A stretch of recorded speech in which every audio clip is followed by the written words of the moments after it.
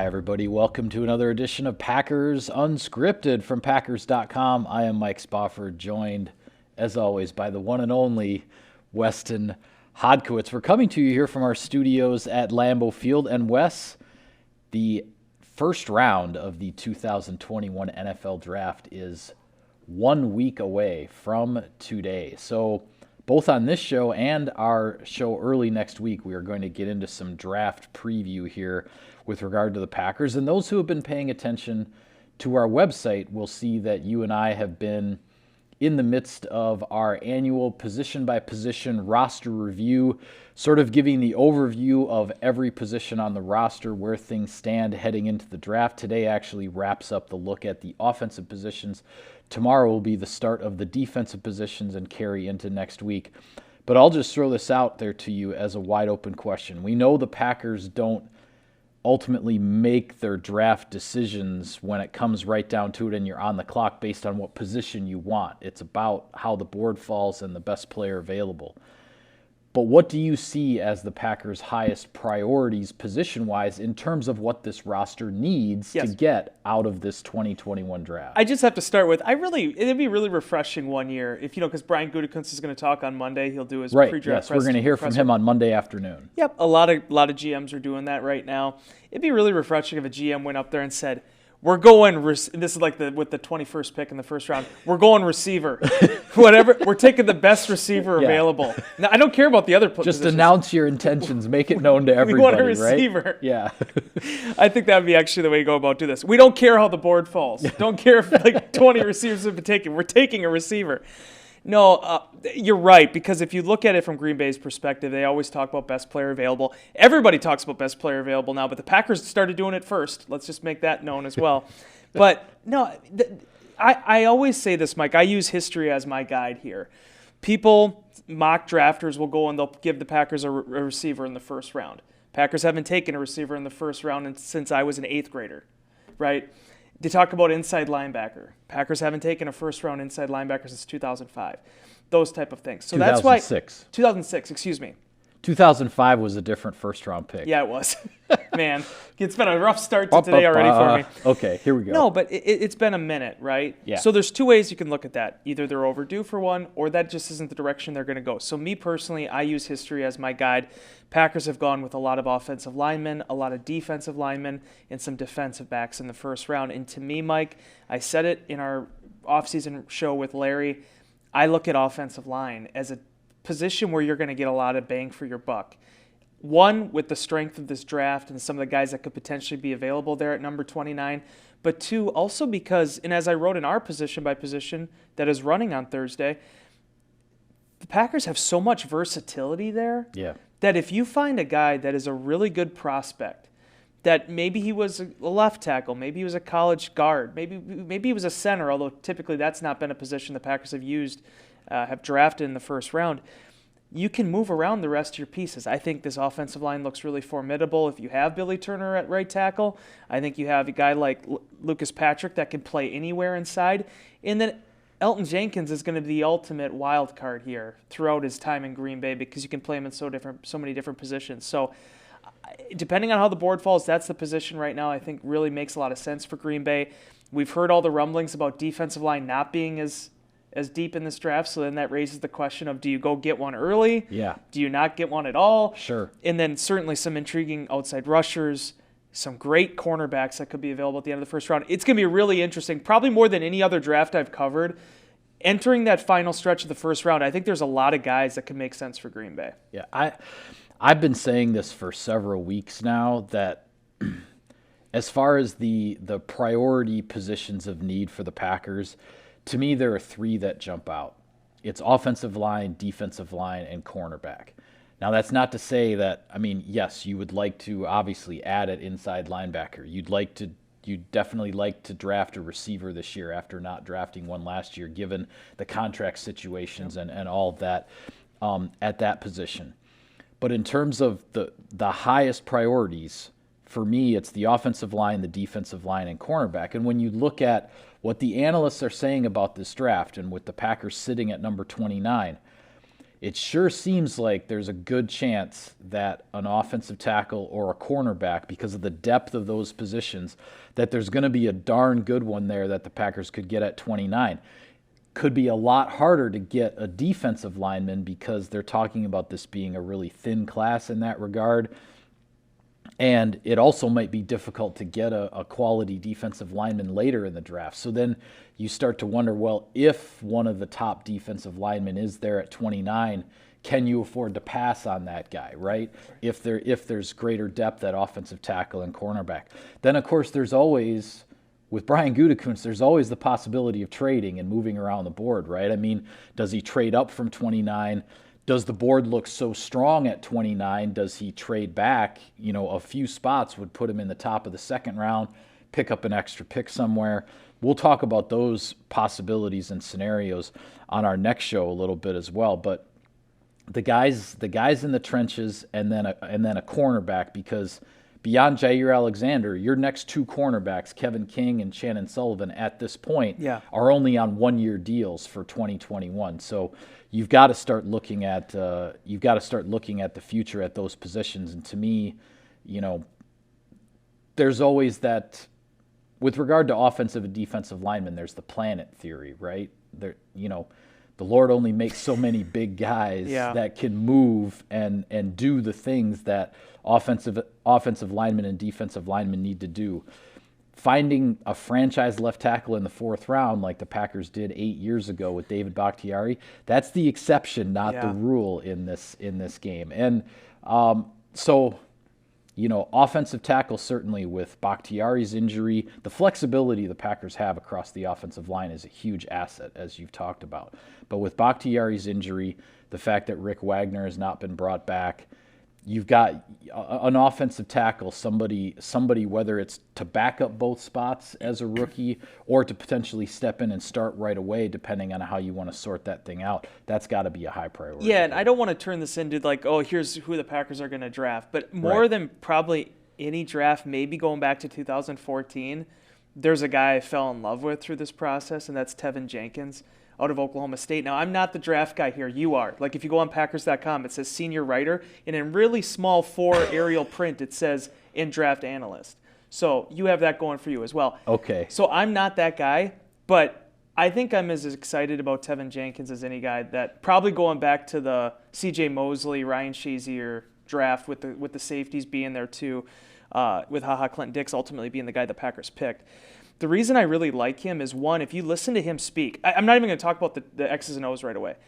He just sounds like a Packers type of player, a Packers type of person. We obviously, you know, you touched on it. There's not a great history of offensive line play from Oklahoma State, but the Packers got a pretty darn good one as an undrafted free agent after that 13 draft.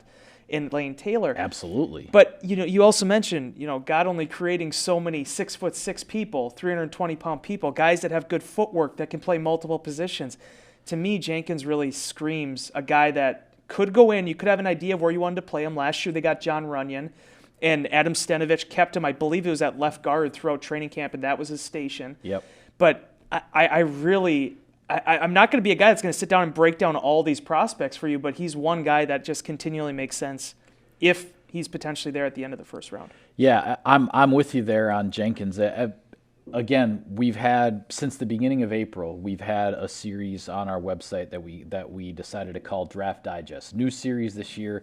We weren't able to do prospect primers, the videos and voiceovers and all that fun stuff we've done in past years because there was no NFL scouting combine, which is where we used to gather all of that stuff for prospect primers. So a little bit of a condensed written series format with Draft Digest, which essentially I just did right at the beginning of April, actually late March, sat down, looked at a whole bunch of mock drafts from reputable national media outlets. Not, hopefully I wasn't looking at the guys doing the stuff in their, JohnInHisBasement.com. Yeah, exactly. Thank you. Yeah. But essentially just tried to keep a tally in these national mock drafts of the guys most often projected to be selected in the bottom third of the first round, from pick number 20 to pick number 32. Because, a lot of guys are probably going to be picked in that 19, 20, 21, 22 range. But as we said, maybe Brian Gutekunst decides to trade up. Yep. So I wanted to, just look at the whole bottom third of the first round there. And that guy you just mentioned, Teven Jenkins, is a guy he's projected in just about every mock draft to be drafted somewhere between like 20 and 30. That bottom third of the first round is one of those offensive tackles that's going to be available late in the first round. Yeah. I think there are very good odds there. The other one that I will mention going back to, and this player will be in our Draft Digest series. I'm not even sure if Jenkins has been posted yet. If he hasn't, he will be. You can find it eventually. Because he's on the list. Another guy, I'm not sure he's been posted yet. But with regard to the thin class of defensive linemen, okay, Christian Barmore from Alabama. Yeah. Boy, this is a guy. Now, there are some questions about, just his overall experience because he hasn't played a ton at Alabama. Yeah. Came on like gangbusters in the college football playoff, the biggest games of the year for the Crimson Tide. And when I look at the odds of there, first off, there's a good chance he won't be there at 29, right? But it's one of those things that because of the Packers' need on the defensive line, you'd love to get somebody paired there with Kenny Clark on the interior of the defensive line for somebody, a big-time player that you have in the fold like long-term. And the fact that this defensive line class is pretty thin, if a guy like Barmore is available at number 29, I have no idea if the Packers like him. Maybe they don't. I don't know. Maybe they do like him. I have no idea. But it just seems to me that would be a guy that would be really, really hard to pass up. Yeah. Based on the state of your roster and the state of this particular draft, based on what all the analysts. And now, obviously, it's not uncommon for Alabama players to go out early. They have some success and they want to go and obviously get what's coming to them. And Barmore, though, in a lot of ways, he's very much built differently than Kenny Clark, but doesn't he kind of remind you of that a little bit in terms of the redshirt sophomore, a young guy? Absolutely. That you might, not expect him to come in right away and be like, but throughout the course of a year, become a starter, become a contributor. Obviously, a good history there as well. And it is a short position. It's a short bench there. So you do wonder, what is going to be available to Green Bay in this draft? And are you going to be able to find the big body, the Mike Daniels type? Are they going to really slip into the fourth round and really surprise people this year? Just because it makes a lot of sense, Mike, when we talk about all these various positions. Why is defensive line a little bit, thinner this year? Why is defensive tackle a little bit thinner? Because I think there's a lot of guys at the college realm that wanted to go back. They're not going to have the 20 sack seasons. They wanted to go back and get a chance to really show what they can do before going out there, taking that jump and going into the pros. And yeah, it's going to be, supply and demand and seeing where those guys could potentially fall. Yeah, and another point to make with regard to the defensive line, I looked at drafts over the past 10 years, essentially the last decade of drafts. And if you look at all the defensive linemen who were drafted late in the first round, it's really hard. I mean, the track record, quite frankly, is terrible. Yeah. It's really hard to find a guy. I mean, as far as defensive linemen drafted, in the late 20s, late in the first round over the last decade, Kenny Clark is by far the best one, like across the board. Like it's not even close. Yeah. I mean, the Packers hit a home run finding a guy like Kenny Clark at 26th overall 5 years ago in 2016. It's really, really hard to do. So that's why I've really got my eye on the defensive linemen, exactly where they're going to go early in this draft, and if one of the top guys. Another one from Washington, Levi Onwuzurike, is another one in our Draft Digest series. He's another one to keep an eye on, too. Yeah. A guy that,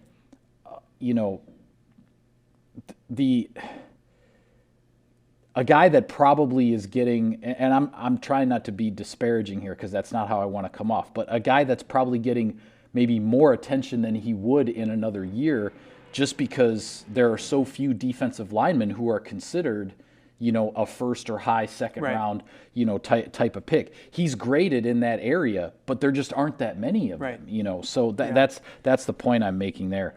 Quickly, Wes, before I forget, a little bit of sponsor business. Sirius XM NFL Radio delivers hard-hitting analysis and up-to-the-minute NFL news that true football fanatics need 24/7, 365. All right. You mentioned with regard to the cornerback position, I want to get your thoughts here, because there are a lot of guys, a lot of corners being projected to go in the first round. It looks like there are certainly going to be a few that will go well before the Packers would be even really in range of legitimately trading up, unless Gutekunst is going to make some huge sacrifice, which I don't necessarily see. But do you have your eye on any guys at the cornerback position if the Packers potentially end up going that route at the end of the first round? Yeah, I'll start with Caleb Farley. A couple reasons for that. One, you were talking about not really knowing where guys are going to go. Farley's one of them because he sat out this past year, and for very good reason. He'd lost his mother, wanted to protect his father. All the right reasons, but had just an absolutely thrilling year before that. I mean, we're talking about a guy, if you go by credentials and what he accomplished in his college career, in terms of the position, he checks all the boxes for you there. But he stepped away from the game this year. So now there's going to be those questions about guys that didn't play. How does that affect their draft stock? Where do they end up going? Does it matter at all? But he's been a difficult one to kind of get your thumb on and where he's going to fit. But love the size for the position, has amazing ball hawking skills. I think positionally, from a scheme fit, could really fit what the Packers' vision is going to be here. But again, is that guy going to be there at 29? Yeah. The one that I think everybody, at least because of the Big Ten connections, are looking at is Greg Newsome. And again, a guy that has nice size for the position, incredibly intelligent. He's been a part of that renaissance here. Not really a renaissance, but sort of taking it to the next level at Northwestern the last few seasons. And a guy that we've heard a lot about. If you follow the Badgers, if you follow Big Ten football, you've heard of Greg Newsome the last few seasons. Yeah. Now, where does his star point in the NFL? I'm not sure. But he seems to be a guy that could be a plug-and-play type corner. Certainly when you look at Green Bay and their history now with Northwestern between Dean Lowry, Tyler Lancaster, and also getting Danny Vitale a couple years ago, there's been a footprint in a connection between those two, that state and this program. So those are kind of the two that I was looking at. But as you said, Mike, there's a lot of different guys that could potentially be in the mix there. And seeing how that falls, because even you go back to like 2018, I think everyone was kind of high on Jair Alexander, and he was a riser throughout the draft process.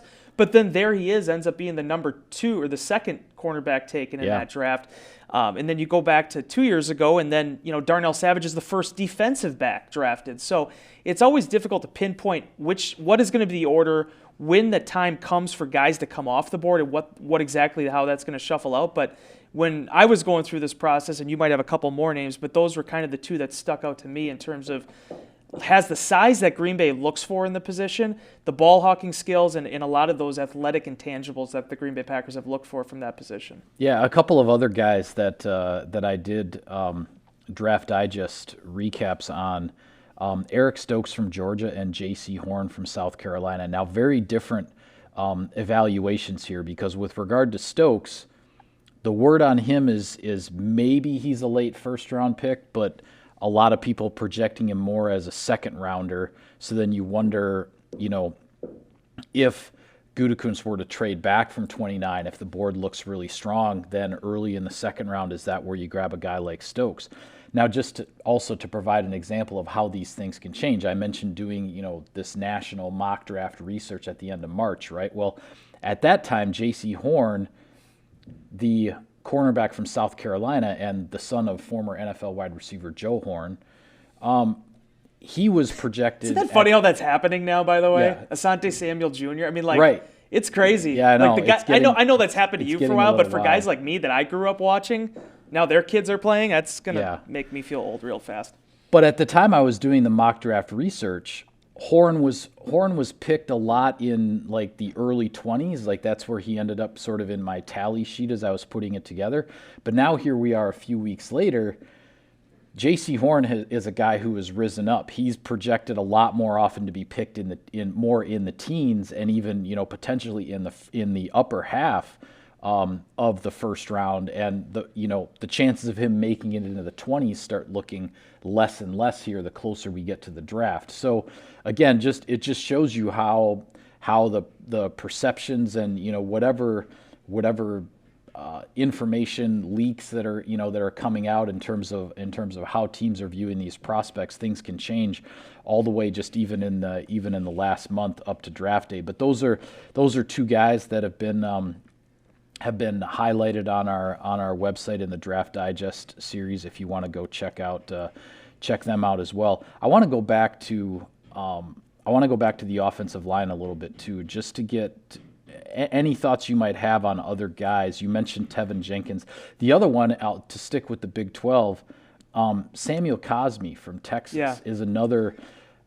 These are the two guys when I was kind of researching and reading about them. These are the two guys that for offensive linemen sort of have been labeled as having like this nasty streak, like whatever that exactly is. I'm not sure. But it sounds like these are kind of some like bad dudes when they put the helmet on. So just curious, but Cosmi is another one who strikes me a lot like Jenkins from Oklahoma State in that the size and all the physical characteristics are there. The experience, the number of games they've played, everything is there. And also there's some flexibility there as to whether, maybe it's right side, left side, maybe it's even guard if you want to go that route and move other guys around. Another guy to keep an eye on there, but I don't know if there are any other offensive linemen that you've heard about. We have to talk about Quinn Meinerz, right? Oh, sure. I mean, we have to. This is what's great about his story. The Whitewater Warhawks. If there's anything that the state of Wisconsin has produced over the last 25 years in the national football, it's offensive linemen. How does a kid from Wisconsin, from Hartford, end up at, and all due respect to Whitewater is a powerhouse. Absolutely. Division III powerhouse my entire lifetime, basically, right? At least my adult life. How does no one catch on to this kid? And then he goes to Whitewater, has a great run there, and is not just like, he might get picked. Might be a 7th rounder. I mean, this guy's probably going to be a starting center in this league, or at least a starting offensive lineman. Yeah. I mean, in his story, and it's been kind of well documented here through the draft, and obviously he's been on NFL Network and all these different appearances he's made. But they joke about the short shirt and those type of things, and it makes good headlines, it makes good videos that you want to click on. But the guy's a really good football player, and it's kind of cool for a state that only has one Division I football program that. A lot of times, if you're not going to Wisconsin, you're leaking out to the MAC, you're leaking out to the Division II schools out in Minnesota.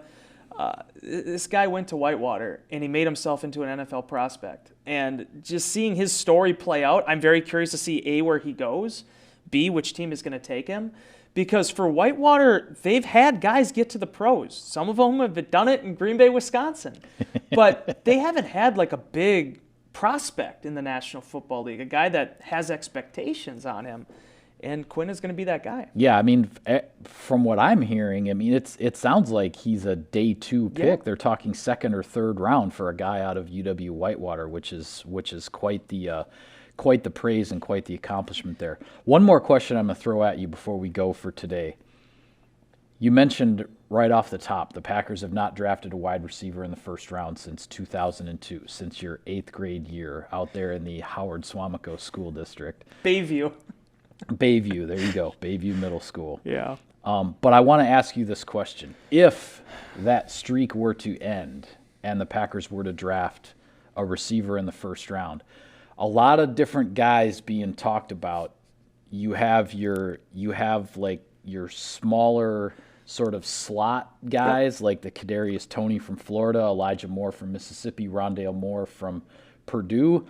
You have, I guess what I would say, your more full-bodied, like bigger receivers, Rashad Bateman from Minnesota, a guy like Terrace Marshall from LSU, another example in that regard. So my question to you is, if the streak dating back to 2002 were to end, do you think, which type of receiver do you think Brian Gutekunst might go? It'd be funny if the streak ended that they just go all in. They just go up and get Devontae Smith. Let's just get him. Let's bring him in. Devontae likes him.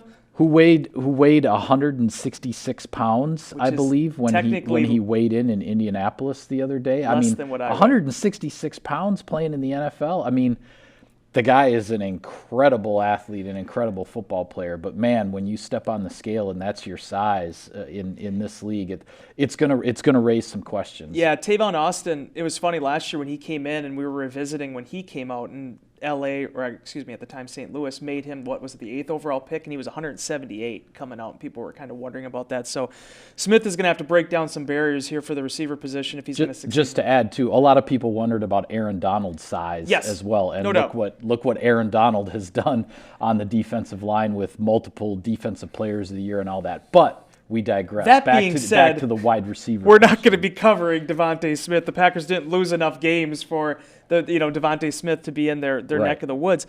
But okay, so Bateman is obviously, if you look from a pure standpoint, again going back to the track record of what the Packers have drafted, Bateman fits the mold. That's the type of receiver they've gone after. They've liked those 6'3", 6'4" receivers since Brian Gutekunst has been GM. That's the direction they've tilted. That being said, Mike, the Packers, there is no third running back right now. Tyler Ervin is still a free agent. I wonder, like I said with last year when they drafted Josiah DeGuara, we learned at that moment how much that flex fullback tight end position is going to mean in this offense. In this draft, we're going to learn a lot about what that jet sweep receiver means. Because I think we learned with Austin coming in, it doesn't have to be a running back. It can be a receiver. But what kind of investment do they want to put into that? So That being said, Elijah Moore is my guy. Okay. If they end up, not saying he's going to just do that, but I mean in terms of the shiftier, smaller receiver that can do a lot of different things for you. Size is what it is. But I think you've seen guys, if they can prove that their body can stand up to the hits in the week-to-week, now 17 games in a regular season, that they can be really dynamic in this league. And he's the one that when I go through this list in terms of what is realistic for Green Bay at the end of the first round, he's the guy that jumps off the board for me. Yeah, I mean, to me, the only reason that these smaller, speedier slot wide receivers are even being considered or mocked by the experts, some of them, to the Packers at the end of the first round, is all because of Matt LaFleur's scheme, in my opinion. That they see it's seen as a need. And Matt LaFleur's track record is that he wants to have one of those guys. I mean, they went and plucked Tyler Ervin out of nowhere, and boom, he was thrown into the offense right away late in 2019. They tried to do the same thing last year with Tavon Austin because Ervin was hurt. They didn't have that guy. Like, Matt LaFleur wants that guy. So the question you just asked, like, how big an investment are they going to make? Because I think the Packers are going to address that position in this draft. I just don't know what round or what pick they're going to use to do it. How big of an investment are they going to make? Because Matt LaFleur wants that guy. He wants that type of weapon in his offense to add to the openness, the creativity, and everything of the playbook. You got the cool stat about Minnesota. I want you to say it now in terms of the Packers. How long had it been since they drafted with somebody from Minnesota, even though the fact that they've drafted more Gophers than any other player in NFL history? Yeah, when the Packers drafted Kamal Martin last year, they had not drafted a player from the University of Minnesota since 1996. And yet, Minnesota still ranks number one all time in terms of the number of players the Packers have drafted from that school. So, just an interesting tidbit I happened to come across when I was doing some research. I do like Bateman a lot. The one thing about Minnesota is you don't really think, and this is no disrespect to their program, but they've gone through some lean years in my adult life. You haven't really been able to think of many guys that came out of that program that were like stars in the NFL. Plenty of guys that played at a high level in the NFL, but not a lot of stars. Bateman has the star factor. He had it when he played for the Gophers, and I think he's going to have it at the next level. I'm very curious to see which direction he goes. And as I said, Mike, I think the number one thing we're going to learn, whatever round the Packers draft a receiver, and I'm not saying they have to, but if they don't, it'll be the first time in franchise history that they've gone 3 straight drafts without taking one. It's never happened. Right. Since the receiver position has been a designation, basically. Yeah. So when they do draft that guy, is it going to be another 6'4" body, or is it going to be someone that's a little bit smaller and shiftier? That's the number one thing I think we're going to learn about with this offense and the direction it's going in this season. Yeah, all right. Well, we've gone way overtime today. Our producer fun. Marv. It was fun. It was fun. Our producer Marv is going to be mad at us, but Forgive us, Marv. With that, we are signing off on this edition of Packers Unscripted. Be sure to follow all of our pre-draft coverage, position series, draft digest series. It's all there on Packers.com. For Wes, I'm Mike. Thank you for tuning in, everybody. See you next time.